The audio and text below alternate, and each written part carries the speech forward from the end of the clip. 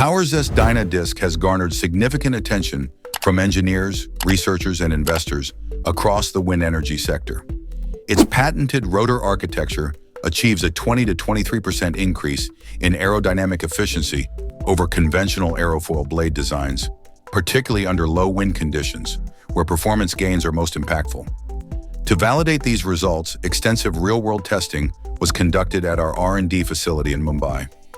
A custom wind tunnel was constructed using a 1 horsepower, 2,800 RPM, 4,000 cubic feet per minute axial fan, paired with a streamlined suction system to accurately simulate natural wind flow. Anemometry and torque measurement were performed using high-precision instruments, including a digital anemometer and a strain gauge-based dynamometer mounted on the turbine shaft. Blade comparisons were conducted under strictly identical operating conditions with a controlled clutching mechanism to monitor torque development during rotor engagement. The data was conclusive.